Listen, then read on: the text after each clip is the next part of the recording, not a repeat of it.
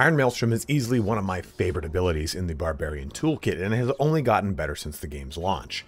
In this video today, I'm going to showcase my charging Iron Maelstrom build for Barbarian. This will work in both leveling and endgame scenarios, allowing you to crowd control huge swaths of enemies, while also annihilating them using every single one of your Barbarian weapons. This, to me, is truly how the Barbarian should play, as far as cycling through each of your arsenal weapons to deliver all the punching power that Barbarian can deliver. If this is your first time on my channel, the way I do things is by upfronting the knowledge in my videos so you can decide if it's the right one for you. So with that being said, you can find the link to my Mobalytics build that will be going through today in the video in the description and in the pinned comment. Just go ahead and use that as a reference, or just give it a once over if you don't want to watch the video today. To paraphrase, we'll be using Upheaval, Iron Skin, and Charge to build up our walking arsenal stacks to explode everything with Iron Maelstrom. In conjunction, we have massive single target DPS with Death Blow, not DPS blow, with Death Blow that allows us to take bosses down quickly. It's truly my favorite build for the big bad boy. If that's all you want to know, then please feel free to shut the video down and get back to enjoying your Barbarian in Season 2.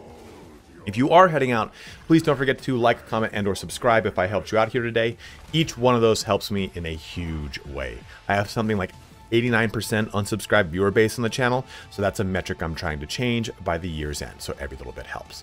Lastly, please don't forget to follow me on Twitch, where I do stream Diablo 4 and a number of other games. Well, let's get started here on my charging Iron Maelstrom build in Diablo 4. Jumping into our Mobalytics build, let's go over the skill tree first.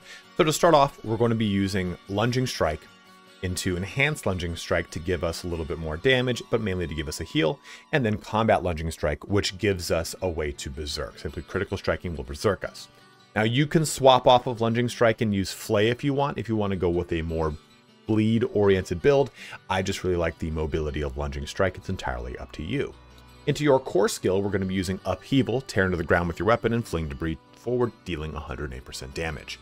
We're going to then focus into Enhanced Upheaval, which will stun things, and then Violent Upheaval, which will again give us another form of berserking. So we have a lot of ways to turn Berserk on in this build, which is very, very nice. Into our defensives, we're going to get the passive of Martial Vigor, so damage reduction against elites is increased by 12%. These points can be spent elsewhere, and we'll talk about it in a little bit. But Iron Skin, Steel Yourself, gaining a barrier that absorbs 50% of your max life for 5 seconds. And then Enhanced Iron Skin, which is going to help also give you a barrier. I'm sorry, Iron Skin's barrier absorbs 20% more of your max life. And now, while Iron Skin is active, heal for 10% of the barrier's original amount of life per second. So this gives you a ton of survivability and flexibility, and you can really have a lot of fun with this when it comes to aspects.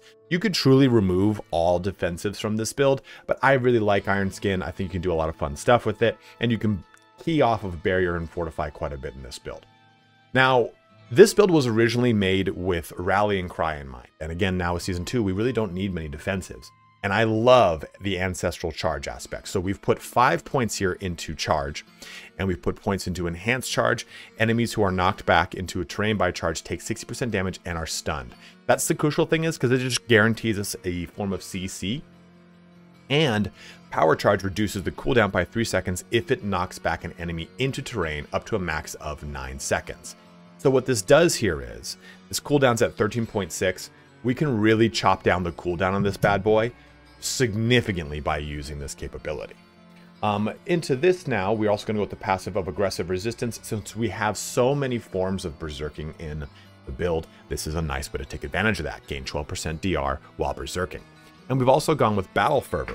When a brawling skill damages at least one enemy, gain berserking. So that's even more chance to just constantly be berserked. If you want, you can squeeze some points out of this build to put this in, so while Berserking Fury generation is increased, but trust me, you're not going to have a problem with Fury with this build. Jumping into a lot of our big point investments, we have 5 more points into Death Blow, which is kind of our primary DPS, which is going to do quite a bit of damage, and we're going to use aspects and stuff to kind of really key off of this.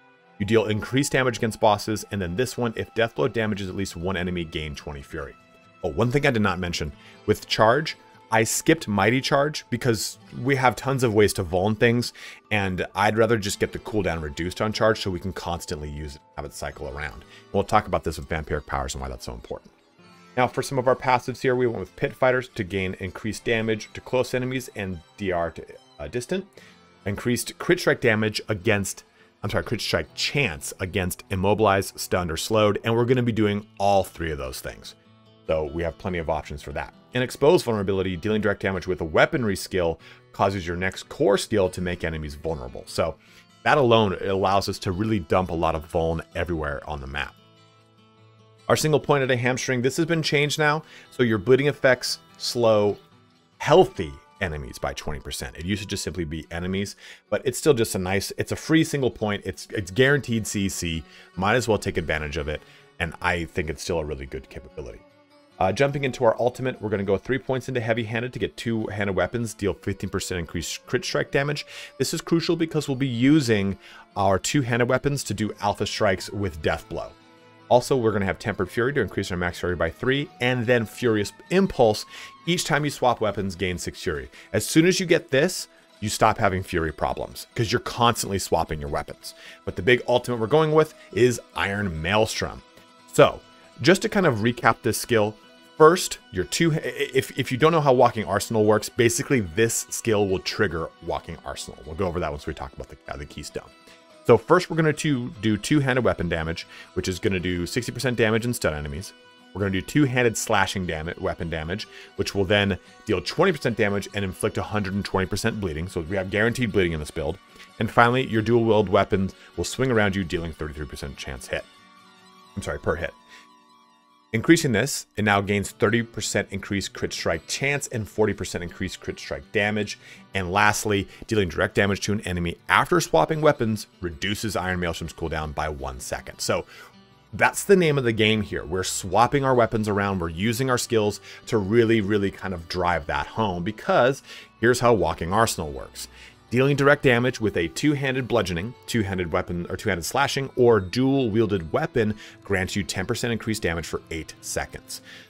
While all 3 damage bonuses are active, you gain an additional 15%. So basically, this gives you 45% increased damage once you've triggered all 3 of these. And there's a little UI thing that'll pop up for you once you select Walking Arsenal. And the way that we're going to take advantage of this is by each one of our primary abilities, Upheaval, Death Blow, and Charge, and Lunging Strike, will use one of the 3 of these. One will be a two-handed bludgeoning, one will be two-handed slashing, and one will be dual wield, and another one will just be dealer's choice. So this allows us have this up almost all the time. Our weapons are constantly cycling, so we're getting this benefit of the 6 fury every time we swap a weapon, and all of our things are swapping our weapons, and this is going to reduce the cooldown here. So basically, we're really hinging off of a lot of the things that are baked into the basic capabilities without even getting into aspects. It's very fun. You can remove these 4 points if you find your survivability is just fine, and you can drop them into this. Each time you take a direct damage, gain 0.4% max life as Fortify, and increase the damage reduction gained while you are fortified by an additional 2%, or while you have Fortify for over 50% of your max life, you deal 4% increased damage. If it were me, I would remove those points up there, put it into Thick Skin, and 3 points into Counteroffensive if I wanted more punching power, or just keep it up there if I wanted more survivability. Keep in mind, your barrier will go over your Fortify, which then goes over your health. So in the series of the operational sequence, whatever I'm trying to say, when something damages you, it hits your barrier, kills your barrier, then hits your Fortify, then kills your Fortify, then hits your health.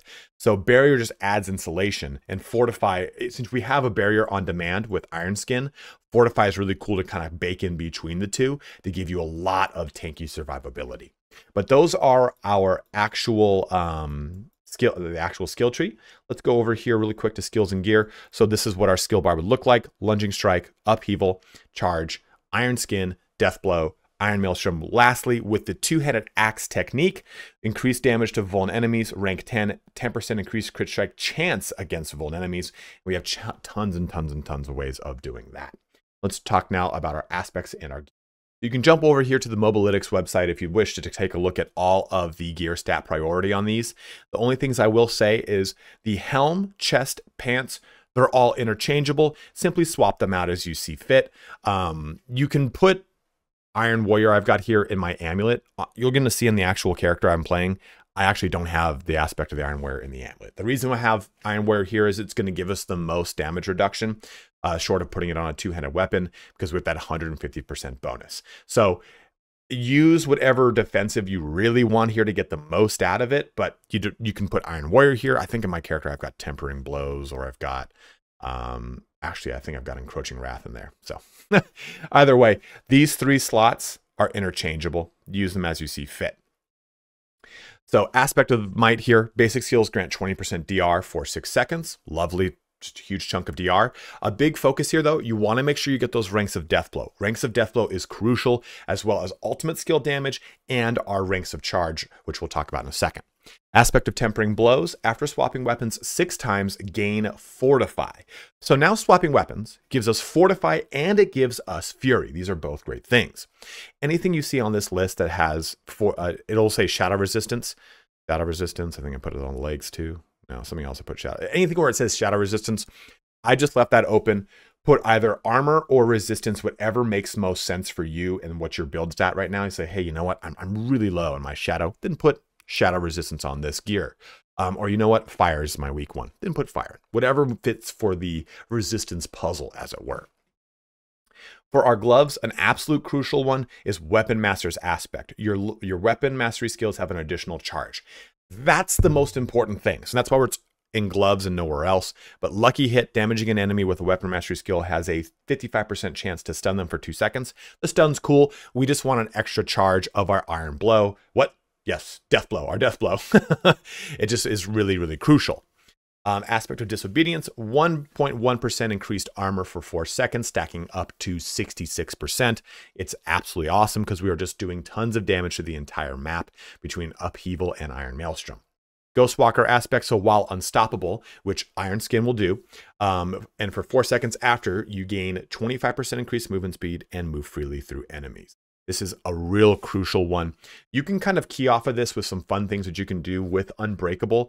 It's a way that you can actually add more damage into this build using other aspects that really do more with Unstoppable, but this gives us a ton of survivability and increased movement speed. In our amulet, Aspect of the Iron Warrior, Iron Skin grants Unstoppable and 28% DR. So these 2 things work in conjunction. And just to kind of illustrate this, Unstoppable, no, it is Unstoppable. Nope. Maybe I'm wrong here. Well, I thought there was something else that did something for Unstoppable. It might be a Vampiric Power. But either way, Unstoppable is gonna now, Iron Skin's now gonna trigger Unstoppable for you. It's gonna give you damage reduction. It's gonna give you a barrier. It's gonna give you healing, and now it's gonna give you movement speed, and you can move freely through enemies. So we've created a ton of things into Iron Skin to make it this very baked up, very strong capability. For our ring, we have Aspect of Berserk Fury if you need it. If you do not need the Fury, use Conceited. Deal 25% increased damage while you have a barrier active. As we've said, Iron Skin is a guaranteed barrier. Edgemaster's Aspect, skills deal up to 20% increased damage based off your available primary resource when cast, receiving the max benefit while you have full primary resource. You're going to just be through the gills with this, so don't worry about it. I'm sorry. You're going to have tons of fury is what I meant. Through the gills, what does that mean? Another big thing too on the amulet, ranks of all weapon mastery skills. You want that because your death blow is a weapon mastery. Also, ranks of charge on your pants. You want those ranks because charge, the higher it is ranked up, just the more damage you get and the most you get out of the next 3 aspects we're going to talk about. So, Aspect of Ancestral Charge. Charge calls forth 4 ancients who also charge, dealing 125% of normal damage. And you want to build this up with each time a core skill deals direct damage to an enemy, which Upheaval is going to do a lot. Your next charge deals 20% increased damage up to 300%. So you really want to amp this bad boy up. And it's why Ancestral Charge is on a 2-handed weapon. I know this is not the most optimal way to get every little bit of singular percentage point of damage out. But the point here is to make Ancestral Charge really, or your charge ability really have some teeth to it. So that's why we're doing this. That's why this is on a 2-handed weapon and we're not doing something else instead. And I really love this combination because Ancestral Charge, once you see in the gameplay, it's just very fun to move around and be able to push things around and get such a benefit from the charge capability. Lastly, for our dual wield weapon 1 is Aspect of Encroaching Wrath. After spending 100 Fury, your next weapon mastery skill deals 100% increased damage. I put this on my amulet to give me 150% increased damage. You can put that there if you want more damage rather than survivability. But this is what really is going to help supercharge our death blow to really help tank things, like really just completely destroy them. I'm like tank as in the form of, oh, that thing got tanked. But now bludgeoning skill, we have Overkill. Physical damage, overpowered damage, damage to injured enemies, ranks to death blow. That is huge. And death blow creates a shockwave, dealing 38% of its base damage to enemies. Enemies who die to this effect also reset death blow's cooldown. So you'll just be ripping through things with death blow. It's absolutely awesome. And you can now key off of overpower damage a lot more. I haven't built that into this build because it takes more than my small brain can kind of conceive sometimes. So I haven't done that. Now, if you do not have overkill, just simply use brawlers in this case. Brawlers here, enemies damaged by charge will explode if they are killed within 2 seconds, dealing X damage to surrounding enemies. The reason I'm not using it as a set thing is because it requires that X damage is a static number, not a percentage. And static numbers, you need to constantly keep the aspect updated in order for it to really feel like it's strong. That's why tempering blows here, while I really enjoy it, you can swap this out for something else if you really want to, because it is a set number and you have to constantly keep it updated. So if you feel like you're like, you know what, I can't keep a good one in its place, then you can swap out for a different defensive if you so wish. Just kind of go with something that kind of fits here into the build. Numbing Wrath is pretty good. So each point of fury generated while at max fury grants X fortify. It's kind of the same thing as tempering blows, but you can still have a lot of fun like this one too. While you have a barrier active, there is a 13% chance to ignore incoming damage from distant enemies. So lots of ways that you can have fun with different stuff within this build. That isn't necessarily exactly what I outlined. So if something doesn't make sense, you want to swap it off, by all means. This should just simply be a blueprint. It's not an actual way to play the game. It's a guide. That's the point of it. For our weapon, we're going with Diamond. So that's ultimate skill damage increase. That's pretty crucial here. That allows us to get 1, 2, 3, 4, 5, 6 diamonds into this build, which is a lot of increased percentage ultimate skill damage. And that's something I would also try to get on my amulet, right? Damage with skills that swap to new weapons or ultimate skill damage are really nice things to have onto this. And also, armor is rubies, and then jewelry. I put diamond here, but put whatever jewelry, whatever gem fits your resistance puzzle. Do you need more fire resistant? Put a ruby in here. Do you need more lightning resistant? Put a topaz in there. Whatever one fits your puzzle, then that's what you should go with. Lastly, too, before we switch to our next section, you can see if I switch this, rings 1 and 2, this is just kind of like least to greatest. I'm sorry, greatest to least. Max life, all the way down to damage to bleeding. Don't look at this as, okay, I need these 4 on this ring and these 4 on this ring. No, it's any of these 8 in order from greatest to least as far as ones that are good in their respective slots. So that's kind of dealer's choice, whatever you find on your rings. Crit strike chance and damage, probably the most important and easiest to find on rings. So go with those. Same thing here when it comes to our dual wield weapons. This is greatest to least. So damage to closest, greatest with ultimate skill damage, followed by at the very end, overpower and damage to crowd controlled. You can find those at the very end. So fit these in whatever combination makes sense for you on your dual wield weapons across all 8 of these affixes. Let's talk real quick now about Vampiric Powers. Now, Vampiric Powers have a lot to choose from in this case.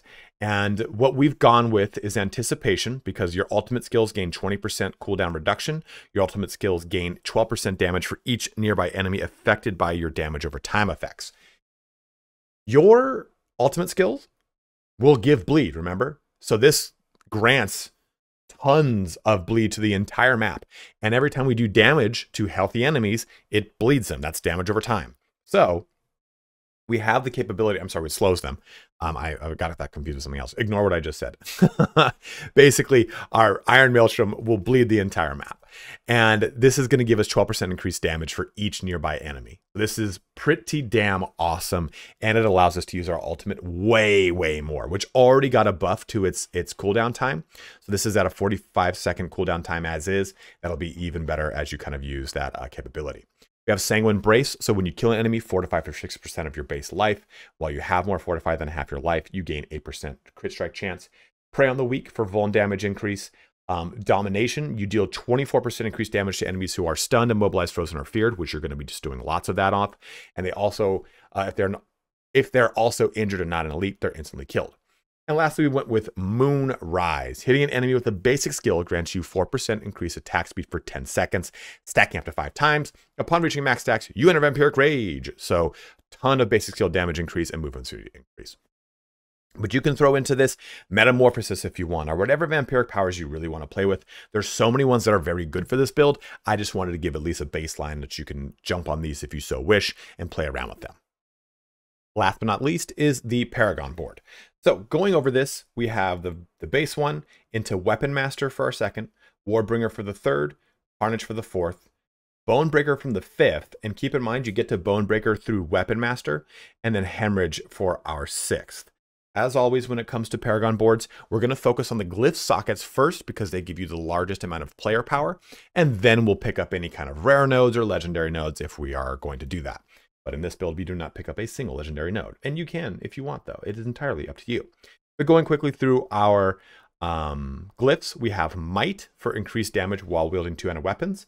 We also go with Undaunted. You gain 10% damage reduction the more you fortify. We have Mortal Draw. Swapping weapons has an 18% chance to cause the skill's damage to critically strike. As we've said before, we are swapping all the time. And also skills that swap to a different weapon deal increased damage. My mouth's awesome. Territorial, always a popular one. You gain 15% damage reduction against close enemies. You could swap this off for a different if you want less survivability, but it's always nice to just kind of have. Skills that crit strike generate 3 fury. Again, if you have no fury issues, this is not necessarily useful, but you deal 3% increased crit strike damage, which is what I really like from this glyph. Lastly, we have Exploit. When an enemy is damaged by you, they become vulnerable for 3 seconds. This cannot happen more than once every 20 seconds per enemy. And you deal 2 increased damage to vulnerable targets. So you could swap these out if you so wish with whatever you wish, but this is just kind of a general blueprint of how to approach things. And you'd go from 1 to 2 to 3 to 4, then up to 5, then over to 6. And then I'd probably pick up my legendary nodes after. Like swapping weapons grants you 4% of your max fury.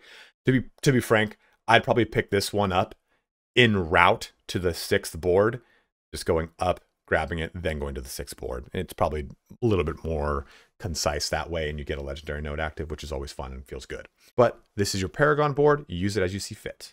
Now to talk quickly about how our skill assignment works and our weapon and skill rotation works, let's take a look at this button right here. Nope, not that one. This one. These are all of our available skills, right? So what we want to take a look at is assigning the arsenal selection of our weapons, because we're using Walking Arsenal. In Walking Arsenal, we get these 3 little nodules, these little gauges at the bottom, and it shows us the two-handed bludgeon, the dual wield, and the two-handed slashing weapon. And as we use a skill that uses one of those, these will fill up correspondingly. You'll see this in the actual gameplay video. This will increase as we use it. But what we're going to do here is we want to make sure that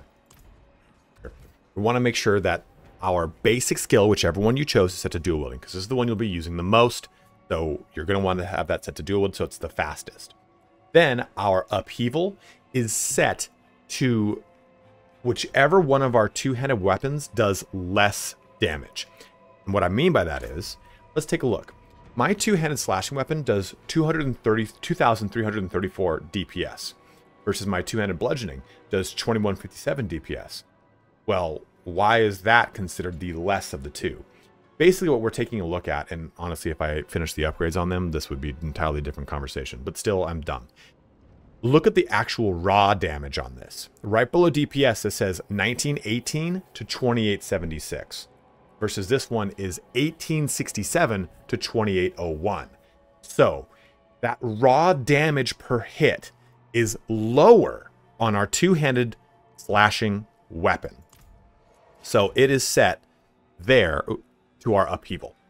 Upheaval will be using a lot. And since it's not the thing that's doing our alpha strike damage, it's fine if it's the one that's lower. So this is going to be used to spam. We'll be using these two in conjunction. So we'll pretty much have dual wield and two-handed slashing, in this case, up all the time. But in the case of my two-handed bludgeoning weapon, because it is the one that has the most damage, I put that onto Death Blow. This allows me to do the most damage with Death Blow possible. And remember, we're increasing our damage with Death Blow through all of our aspects and all sorts of other fun things. But the other thing I'm putting onto two-handed bludgeoning is Charge. This enables us to have whatever weapon is on Death Blow to be up as frequently as possible to get that 45 total % damage buff. Because we don't want to use Iron Maelstrom if we don't have all three of these little blips completely filled. I mean, you can. There's no problem. I'm not going to break the game or anything. But the point of it is to get the most out of Iron Maelstrom, to increase the damage through the charts on this, is by increasing it with these little blips from Walking Arsenal. Or even moreover, having all three of these blips activated before we do a Death Blow to get a 45% multiplicative damage bonus into Death Blow. Before we jump into the actual gameplay, just so that you know ahead of time, this is not an optimized character. This is the character that came over from Season 1 into the Eternal. I do not have access to the Vampiric Powers, so you will not be seeing them, unfortunately, in this showcase. This is to give you a general idea of how the gameplay works. As you can see, my gear is poorly optimized. This thing's not even upgraded. I swapped it out like barely just before the video. So keep that in mind. The character's going to move very slow too. I don't have a lot of movement speed on this character. I didn't do a ton of that. And also my Paragon tree is not in any way completed. Nothing's at level 15 Paragon board wise. So I just want you to have that in mind before you see the gameplay. I don't want you to think this is a maxed out, everything I talked about, best way possible character, blah, blah, blah, blah. In fact, this is a very subpar level 69 character with poor gear on, not great Paragon points, not very fast movement speed, but still gets the job done. So in conclusion, what are my thoughts about this build? And I think that this is a build that it is off meta. I think that, I know the Kratos build is kind of very similar to this, but I use a lot of things that are not necessarily the biggest things to use. I think hinging on Charge and putting so many aspects and things into Charge is probably far from optimal. I know Woody Joe put out a video very recently using Double Swing and Charge and Ground Stomp to get this really awesome character. And I think that if you want something that's more that route, please check out Woody Joe's video. It's badass. It uses Lunging Strike, it uses Double Swing, it uses Ground Stomp, it uses Charge, and I can't remember what the other weapon is. But still, I think that this has a lot of fun. And I love it so much because I'm able to basically use Charge to push things around. And since Charge keys off of these aspects, right? Like Veteran Brawler's aspects to make it so that Charge can deal 300% damage. It's why I have such a heavy investment in the points of Charge. I want Charge to be devastating when I use it. And with 300% bonus, and in addition now some of the Vampiric Powers, I can make it so that it just blows things up, right? It will outright kill enemies that are not elite if they're injured. So the nice thing too about that with Vampiric Power, right, is that Charge can just really reap through the battlefield. And it's very fun to just have all those Ancestral Bros going with you. I had kind of envisioned this originally to have it be more of an Ancestral build, keying more off of the Ancestral Spirits and using the Ancestral Spirit Ultimate and so on and so forth. But I really like, the other thing about this build that I like the most probably too is using Iron Maelstrom and using the Walking Arsenal Keystone and allowing myself to basically constantly swap between two-handed weapon to a two-handed mace to a two-handed sword. It's super thematic and awesome, and I feel like the Diablo 4 Barbarian was built around that. I feel like that's kind of like the original ethos for it was like, what if we had this character that was constantly swapping from all these weapons, this true weapon master, as it were, versus the swing to win a whirlwind barb or something like that, which is always to me just become so diluted since Diablo 2. I know it's not Warhammer 2, different game. So I love this build. I think this build is really fun. It's been really challenging not to play this build in lieu of my Twisting Blades rogue on Season 2 right now. I'm loving my Season 2 rogue, but I miss the Barbarian. I miss the fun you can have with this build, ripping through everything, doing damage to the whole entire screen, blowing stuff up with your Ancestral Charge, ripping it apart with Upheaval, then just popping Iron Skin when you're really in a bad situation, and then just dropping the non-metaphorical hammer of Deathblow over and over and over. There's a couple shots within this that you'll see me just kind of spam Deathblow a bunch of times. Even though it only had 2 charges, I was able to just keep ripping through it. And I don't even have Overkill in this gameplay. Overkill is a great weapon for this that allows it to have a shockwave, that allows it to keep going, to just allow so much more functionality. And in addition to the ranks to Deathblow from the Overkill plus the helmet, that's absurd amounts of damage. That's an absurd amount of damage. Raw rank improvement to a skill is the single best improvement to damage that a single skill can do. And it is so fun to be able to pour so much damage out of the Barbarian in Season 2. This is all of what you've seen is on, again, on an Eternal character, not a seasonal character. So it's only going to be stronger and better for you. And also, you'll probably have everything optimized, like I do not have in this gameplay video. But it's still, you can get a sense for how everything works. So if you have any suggestions on what you change with this build, you know, hey, I know you like Deathblow, but Rupture's where it's at now with the new Unique or the new Legendary. Not legendary, the new aspect. And by all means, let me know in the comment section below. I'm always down for improvements and changes to this build.